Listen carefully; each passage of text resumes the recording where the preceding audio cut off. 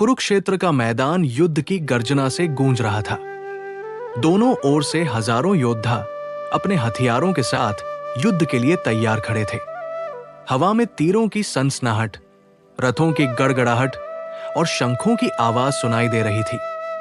इसी बीच अर्जुन ने अपने सारथी श्री कृष्ण से कहा, हे केशव, मेरा रथ दोनों सेनाओं के बीच ले चलो ताकि मैं देख सकूं कि मेरे सामने कौन कौन खड़ा है। युद्ध भूमि का दृश्य। श्री कृष्ण ने अर्जुन का रथ सेनाओं के बीच ले जाकर खड़ा कर दिया। अर्जुन ने चारों ओर देखा।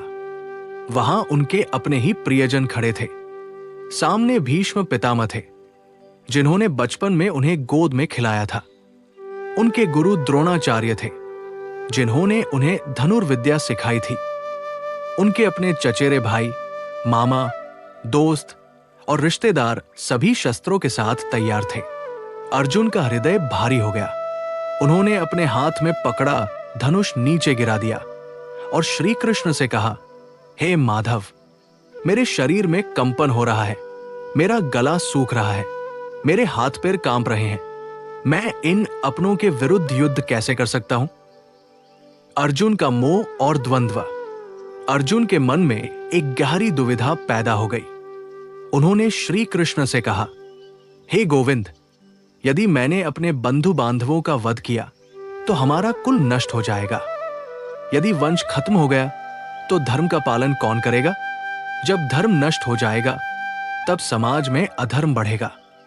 मैं इस पाप का भागी नहीं बन सकता। मुझे राज्य, विजय, सुख कुछ भी नहीं चाहिए। मैं युद्ध नहीं करूंगा। इतना कहकर अर्जुन निराश होकर रथ में बैठ गए। उनकी आंखों में आंसू थे। वे सोच रहे थे कि क्या वे अपने ही प्रियजनों को मारकर विजेता कहलाएंगे? क्या ऐसा राज्य और वैभव किसी काम का होगा जब अपने ही लोग जीवित नहीं रहेंगे? श्री कृष्ण की प्रतिक्रिया। श्री कृष्ण मुस्कुराए। उन्होंने अर्जुन की ओर देखा और बोले, हे पार्थ, ये तुम्हारे लिए कायरता का समय नहीं है। जो योद्धा धर्म के लिए युद्ध करता है वही सच्चा वीर कहलाता है। लेकिन अर्जुन अब भी असमंजस में थे।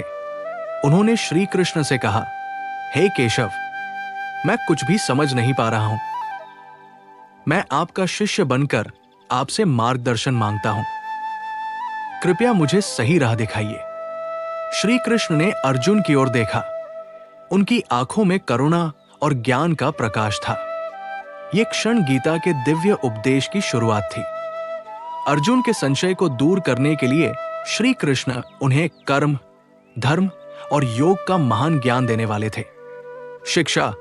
ये कथा हमें सिखाती है कि जीवन में कई बार हमें कठिन निर्णय लेने पड़ते हैं। मोह और भय के कारण हम सही और गलत में अंतर नहीं कर पाते। ऐसे समय में हमें एक सच्चे मार्गदर्शक की आवश्यकता होती है, जो हमें धर्म और कर्तव्य का सही मार्ग दिखा सके। अगली कड़ी, श्री कृष्ण का गीता उपदेश, जो जीवन का सबसे बड़ा ज्ञान है। Like, share and subscribe.